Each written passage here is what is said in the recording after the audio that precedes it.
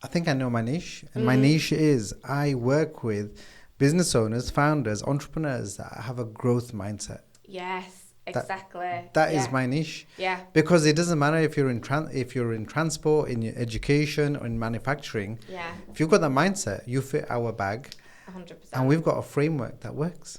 I'm so glad you said that.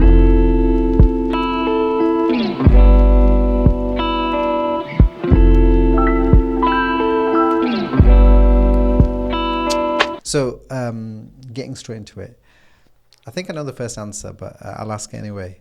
Tea or coffee? Coffee. Did you guess me as a coffee person? Kind of. I'm leaning that way. Beach holiday or city break? Beach holiday. Yeah. I'd love to say city holiday, but I also just need a rest. I just need a break. Yeah, I just switch need off. a break. Yeah. Cats or dogs? Dogs. Yeah, I've got a little dog called Riley. I've got a What kind of? Oh, all right. Yeah. Nice. I was going to say what type of dog. Netflix binge watch or board game? Board game. Yeah. You like the challenge? Like the challenge, but there's just enough rubbish on TV anyway, isn't there? Whereas we could play a little family game of Scrabble or Monopoly. That's all right. Everyone gets involved. Nice. Pineapple on your pizza? Yeah, absolutely. More fruit the better. Absolutely. Are you an early bird or a night owl? Early bird, 100%. How early is early? I mean, I don't really like, maybe I'm one of them people who I wake up and I am ready to go and it's ping, that's fine. But I will be falling asleep on the sofa by 9:30. Absolutely. Concert or comedy show? Concert. I don't like comedy shows. I get irritated when people try to make me laugh. Yeah. I think I find it annoying. So, concert. Fair enough. Winter snow or summer sun? Winter snow. Yeah, I'm a December baby. I like the cold. Sagittarius? Yeah. Snap. Put it there. Bush. Yeah. Okay. We'll talk about exact dates later on. Not here. Yeah, no giveaways. Yeah, exactly. Camping or 5-star hotel? Oh, 5-star hotel. You will not get me in a tent. Silly question. Why? Yeah. Texting or talking? Talking, definitely. Well, Rebecca, congratulations, and you got 10 out of 10. Yes. I mean, we're a good match. Yeah, get in there. Although I get 2 Sagittarius in a room. Oh, is that trouble? Yeah. So that was a bit of an icebreaker. Thank you for that. So, Rebecca, for the purpose of our viewers, and so they get a really good insight, what do you do, and who do you serve? So I'm the founder of UB Media. We are a marketing agency based in Leeds, and we help businesses to think about their communications, their marketing strategy, and grow. So most of what we do is on social media and digital marketing, but we do help with their traditional marketing as well. Awesome. What's the makeup of the business? Is it a team of you? Is it 25? Just give us an insight to... Yeah. We're a small team, so there's 3 of us at the moment, and we're all females, but it's fine. We like boys as well. They just don't seem to want to come into our office. I don't know if we scare them off. But we work a lot with external partners. So part of what we do in building the best marketing strategy for other businesses is we'll bring in photographers, videographers, we'll bring in copywriters and PR and different people to help bring their marketing strategy to life. So we try and then we do a lot of listening and then going, okay, this is what you need, and I know somebody would be perfect for that. So we're a very small core team, but really our team is huge and we've got such a good network, and we like it that way. Fantastic. I like the model. It's a very popular model in the creative space. In other traditional kind of more accounting firms, law firms, or different spaces, it's like, how big is, headcount is important. Yeah. Whereas in our world, you can be 1, 2, 3 people and still be doing huge campaigns, working with huge clients. So I think it's a real plus point that a lot of people don't appreciate. I was speaking yesterday with one of our marketing partners. It's another agency, and we support them on a white label basis. And the account that we're going to be working on is huge. And we were like, and you kind of look at these things, but actually we're bringing in other agencies to support us. So then when you think about how that setup works, it's probably better than going to an agency that's got 20, 30 staff, because in terms of value and commitment and what we can deliver on, you're getting so much more for your money. And it's silly sometimes to recruit those people in specifically. So yeah, it does work for the creative space. To get a real idea of the kind of businesses you serve, is there a particular niche? Is it a particular industry? Is it a particular size that makes up your client base? That's always been one of those difficult questions to answer, but the short answer is no. So I've looked at it and I've got a very nice spreadsheet, because I like a spreadsheet, and we've got whether they're product or service, B2B, B2C, what sector they sit in, whether they've got the size of the business, and there is just no pattern.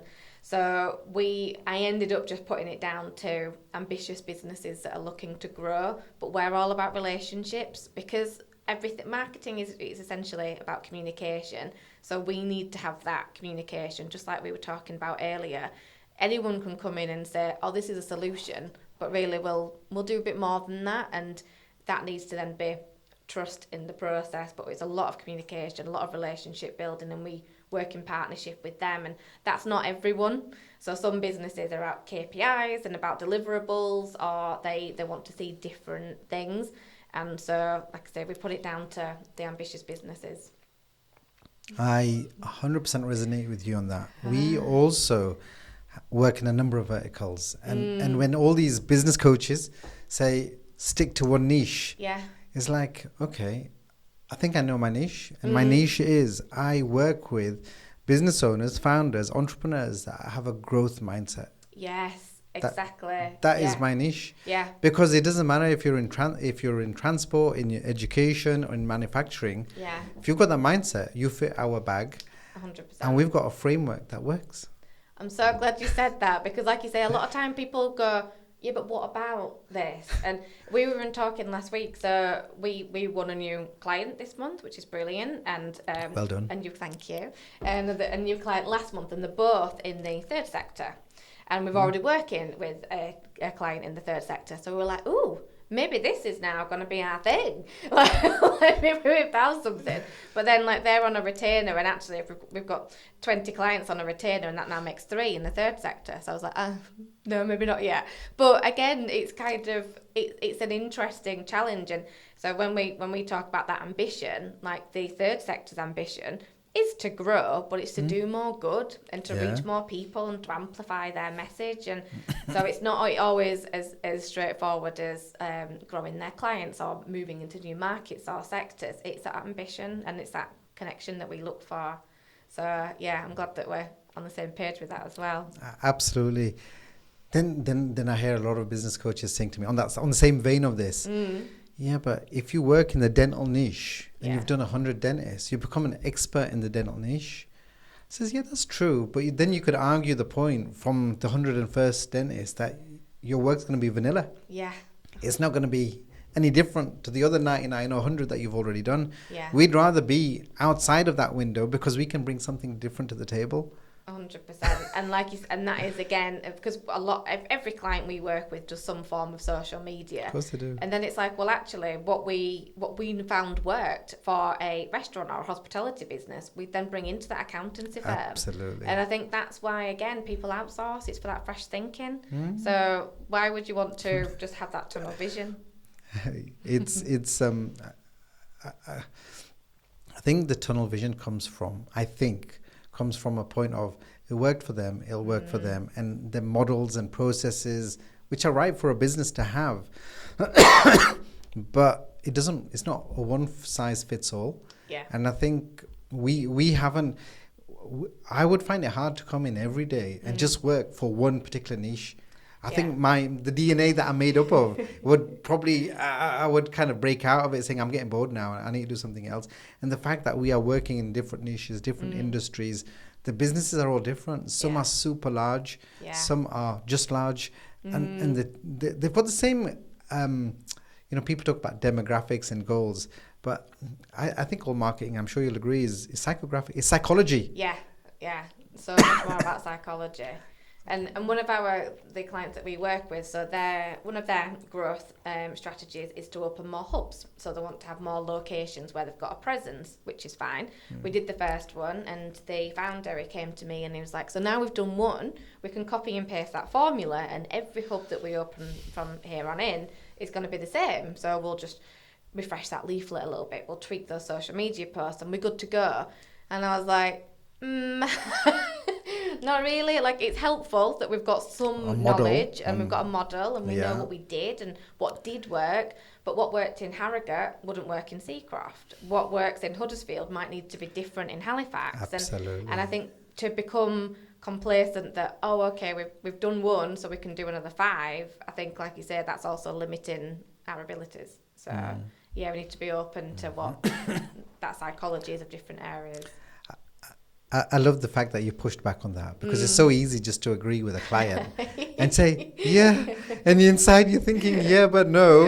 But it's a yeah, because you know what, the model's right. You know, if it worked in one area, of course you want to, you know, duplicate that. But what a fantastic example, because you've got to go back to the customer. The customer in Seacroft is not the same customer as Harrogate. No. So they've got different pinch points, they've got different aspirations. Price point, positioning, all of that good stuff. All that good stuff. And I think, like you say, I think that, and again, that's that relationship and that communication, to be able to push back. But I'm sure that there are potentially some agencies that'll go, yeah, you're right, actually, we can charge the same amount and it'll take us half the time if we keep doing this. But we're not willing to do that. Like, I think if you're going to spend the time, you spend the time. Of course. What's the biggest challenge you've got in business? So not working in the business, working on the business. What's your biggest challenge you're experiencing right now? I think it's potentially that foresight for what's coming up. And I think this is, again, maybe if you were to speak to a business coach or a mentor, and there's lots of people who will very quickly tell me what I need to do. But I just don't see it as ever being that easy. And we've been going nearly 5 years in September, and there's no pattern, there's no rule, there's no rhyme. And like I said, we started with a new client this month and we got the go ahead. It's like, yeah, let's get started in August. I'm still waiting for access to anything. So I think even if you get a green light, you're then sometimes like, oh, well, I don't know if it's going to be started. Sometimes people say yes. I got a yes a few months ago, but it was, yeah, we really like this, we want to do it, but can we speak to you in 3 months' time? And I think it's just so hard to predict what next month is going to look like. And maybe the next 4-6 weeks is okay, but what's the next 3 to 6 months going to look like? So I find goal setting and bigger picture quite difficult, because I think I don't know if it's me that gets stuck in the now, but that pipeline is just always moving feast. Yeah. So we were talking earlier on upstairs about, we don't position ourselves as a video production company. We position ourselves as a video marketing agency. And sometimes these words get floated around a lot. Really, like, I'm not a videographer, I'm a cinematographer, I'm a DOP, and these kind of fancy words. They do have a place, and there is a difference. But sometimes in the SME world, in the new business world, you know, all of these kind of names, buzzwords get floated around. And I think what I recognized in our business, say 10 years ago, was as a production company, we were super busy, super quiet, super busy, super quiet. And that was exactly what you that was the nightmare we had on a month-to-month basis. We're super busy, we've got loads of work, probably too much that we can handle. That's fine. You know, the creative world, we bring in contractors, freelancers, we can scale up, deliver the work, and then once that goes down, we're back to a core team. But during the troughs, it could be really bad. And we were thinking that there's got to be a better way. And the model that we kind of developed over the years is, we looked at how websites came into the world back in 2000. Then SEO came a thing where you need to do it monthly. I thought, oh, there's something here. Then look at the agency model, retainers.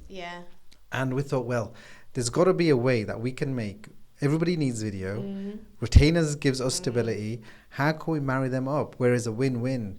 It doesn't work for everybody, because we need a certain size of business that can afford a retainer, that investment, and also appreciate they might have a marketing agency. And now what we're doing is another layer to pepper into that to support them with video. So it might not always be, we're going to take over. We could be partnering with you. You've got the client, they're your retainer, but there's another retainer laid on top to give us that video content, video strategy, video production, and video distribution as part of what we bring to the table. And that was huge for us to change from that peaks and troughs scenario to consistency, Yeah. that foresight of pipeline to say, well, all right, we're not worrying from month to month. We did worry from month to month. Yeah. Yeah. And that gave us that stability that we know 3 months, we could break the year into quarters. Yeah. We could start to forecast to say, well, over the year, this is what we're looking at. And you got that breathing space. Yeah. As opposed to that really, we say we're agile, but really is volatile. Yeah. Of moving from backwards and forwards. So that was one kind of reflection that came to my mind with regards to that challenge that might be meaningful to you. Yeah. A couple of weeks ago, Matt was in the podcast, and Matt works with agencies worldwide. He lives in Leeds, but his office is in Dubai.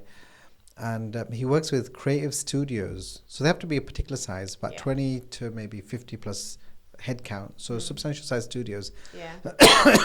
And he touched on a really interesting point that kind of made me ponder and think.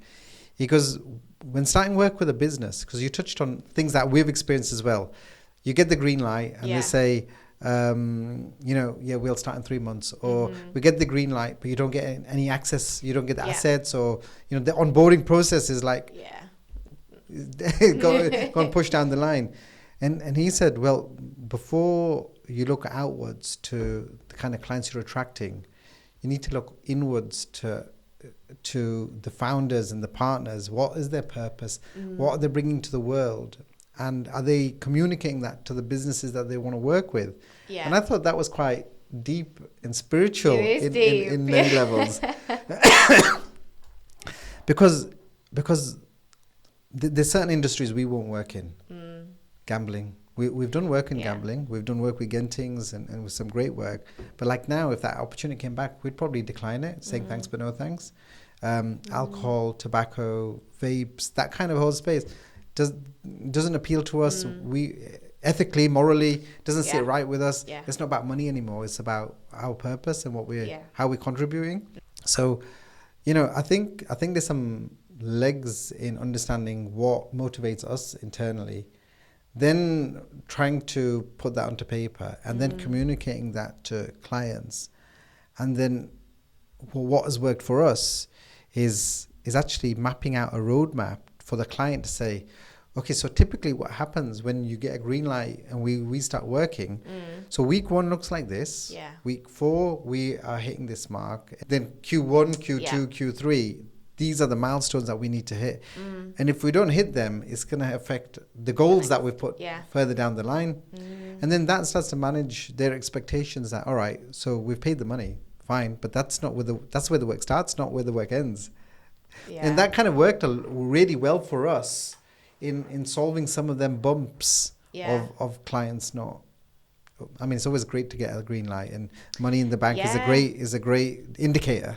But I think it shows that you must have done the right thing in the right way at the right time. I speak to other creators, and they want that. They want to be able to create this annual package where then it spreads the time, gives them that reassurance, and for whatever reason they struggle. But I think maybe by the sound of it, there's a genuine belief that actually it's the right thing. It's a thing that business needs. I think having that belief in your service is like great, and it's just shifting, isn't it? So what you project out there, for then you become known for that. And maybe the reason why some of the other businesses have not quite hit that is because they'll still go, oh yeah, I can just come and shoot you on Tuesday, rather than making it, well, actually this is the process and this is why, because like you say, there's a bit of an education that in there. It's huge. And absolutely, and we've tripped up on the way, and that's why we've got to where we are.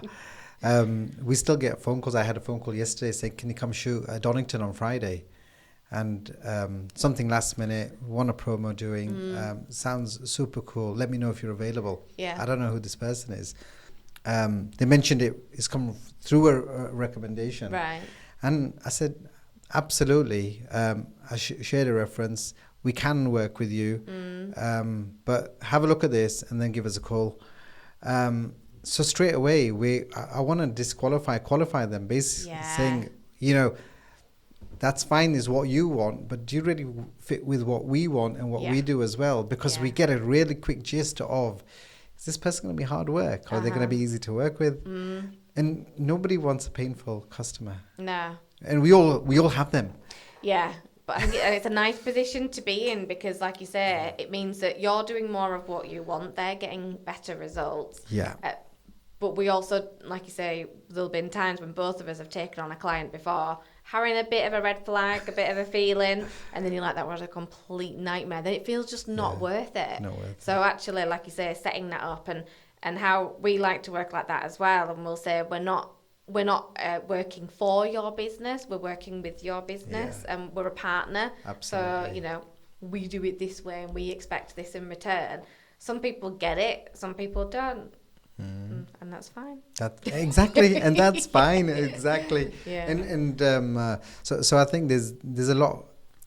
I think there's some direct correlation to the creative side of one's brain works, and I'm definitely more creative than business. But the last 10 years, I've had to put a business a business turban on and actually think more commercially. To think, all right, fine, we get the creative bit.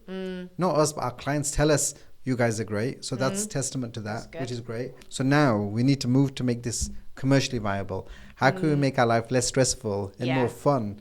And that's how we've kind of found our way to design the business that works for us. Yeah. But ultimately it works for clients as well because we have good retention. Yeah. And that's a sign of like this process systems work. Yeah. So I'm going to just change lanes a little bit. Okay. Knowing what you know now, what would you do 20 years ago? Do you know what? This is actually something that I do think about, but I don't think that I'd change anything.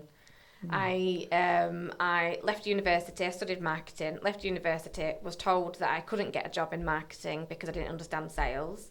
So I was like, well, why am I going to go and do telesales when I want to work in marketing? And I've got a degree. Hello? Like, I know what I'm doing. But I did that. I fell into telesales. I worked my way up. I worked in a telecoms business for years, and at that point there's changes that happened, and it was just me and then the founder of the business. So then I got involved in a lot of the logistics in terms of setting up processes and CRMs and customer client retention and all of these things. It kind of evolved. I then worked in a social media agency for a while, so I kind of felt like, I'm finally getting my way back into marketing. But then now that I am where I am, every single one of those things that's happened over the last 20 years has been exactly what needed to happen. And you don't realise it at the time, but sales experience, it's intrinsic with marketing as well. It fuels it, and we need to understand that relationship. But I grafted, and that then meant that I was in a position where I was part of starting up a new business, and I was like, oh no, I don't want this. This is your business. I don't want anything to do with this. I'm happy to take my salary and go home. I wasn't ready for it.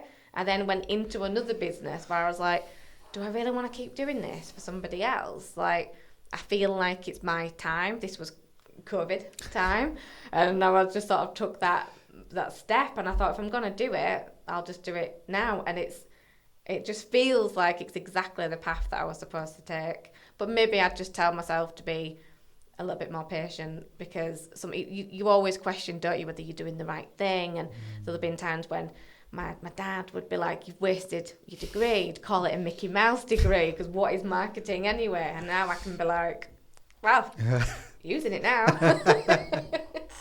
Good for you. Good for you.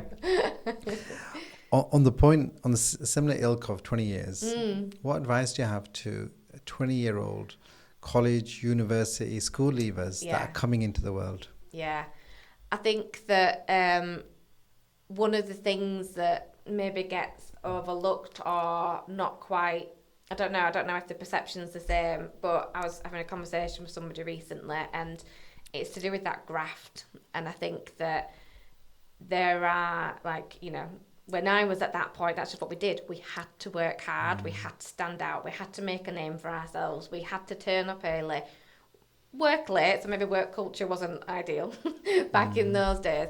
But I think that there's been a shift now in terms of what people's expectations are in the workplace. But I think that people will always recognise and remember the people that went above and beyond, or delivered on what they said they were going to do. And it's all these core principles that I know were definitely instilled in me, and I think we just need to keep seeing that in the 20-year-olds today, because things are changing. It's becoming easier. Everything's becoming quicker. We were talking about AI. You can do anything. You've got information at your fingertips, but you as a person can go further if you're just willing to put in that extra graft. Absolutely. Great advice. Great advice. Thank you.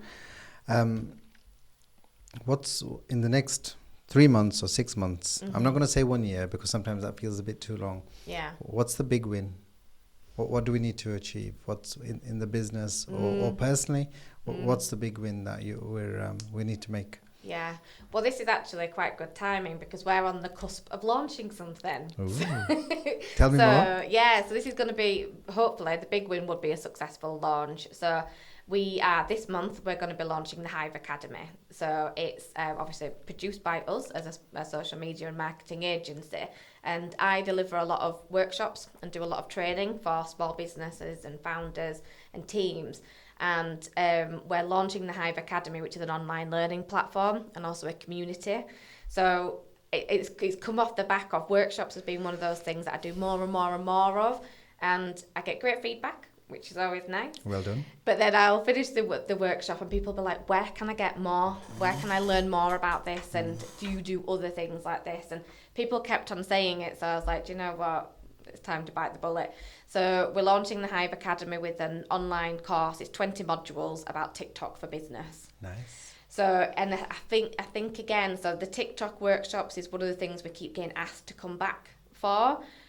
But we're at that stage where maybe what we were in 5-6 years ago about other social media platforms where people acknowledge now they need to do TikTok. We were talking about video marketing. It needs to be a bigger part of people's strategy. But they're still a bit scared. So the 20 modules take you from the foundations and setting things up and best practices and principles to then getting a bit more confident with planning, editing, understanding what's working, so that then hopefully even if you're a student who's just left, if you're looking to get into marketing, if you want to do TikTok for your own business, you've got somewhere that you can come and access this suite of material that's been pulled together by us and do it at your own pace, but come away feeling a lot more confident about TikTok. So that's the Hive Academy, and like I said, it's launching this month. So in 3 months' time, I'd love to see some members. In 6 months' time, I'd love to be creating the next course. So hopefully that's gonna grow and develop to a point where we know that's what people need.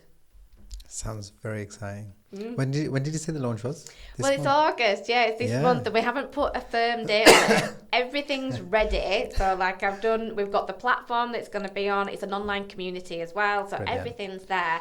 The only thing we're working for, and this might be like a, little hint, nudge, is our web developer. So we need to drive the traffic to the place. So we're doing some social media to kind of warm up to it, but it has to be teaser stuff. So until we've got the landing page, and then we can bring people into it.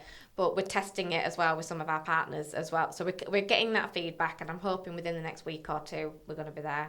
Okay.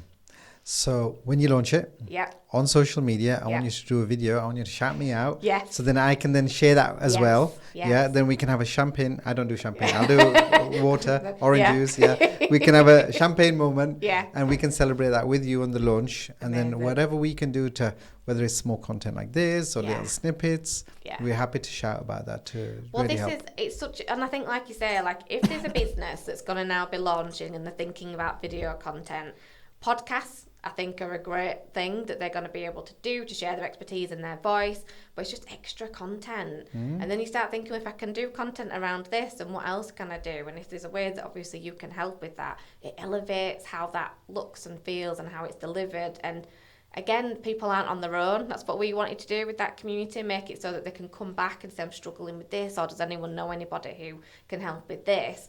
So if it's like, could we have a conversation about a retainer so that we can do the ad hoc things as we're out and about, but also positioning ourselves with the businesses and the clients that we want. So absolutely. Fantastic. Sounds very exciting. I've covered all my points. And Rebecca, I really appreciate your insights to the business. Is there anything else you'd like to share? Or, the big win's important. So, that gives us some a follow-up, and it's on social. That's great for both of us. Is there anything else that you'd like to say just before we move on to the next part? I don't think so, but I think I think like we were talking earlier in terms of how we partner with businesses, I do think that this is a way that creative businesses can grow, and I think you feel that and we feel Absolutely. that. But it's that recognition that no one person, no solo business or small team can do everything. Sometimes, we partner with other marketing teams, as you do, and it's bringing in and drawing on those strengths. So hopefully, obviously, we've got an opportunity to work together in the future. We can sort of align then the video and the marketing strategy and make sure that businesses are achieving everything they want, because we just want to be transparent, build great relationships and do good stuff. So yeah. So I mirror all of that. I think we're well aligned. I don't think there's any conflict of interest. Do we work with other video companies? No, we don't work with other video companies. But my point there is, some people have a real issue about, you're working with them, or why are they in the room, or why are they we don't have an issue like that. Space for everyone, and everyone's got their strengths and weaknesses.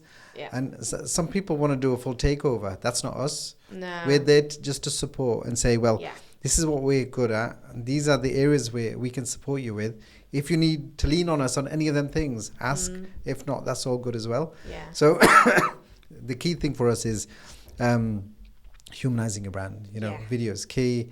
A lot of people are hesitant. I think you touched on earlier on that a lot of businesses hesitate to really embrace video. I think it's a cultural thing. We do a handful of work in America. One of our technology partners is in Boston, and I remember being in Boston, and they're all just doing videos and taking photos. They're just doing it. Whereas it's not a done thing here. So I think there's a cultural thing here. I think we're 5 years behind what America's doing, if not more in some cases. I think there's a lot to learn. I think AI is an interesting space. It's moving super fast. I think a lot of people have misunderstood AI. It's an assistant, not a takeover. But I think there's a lot of people getting just a bit bamboozled.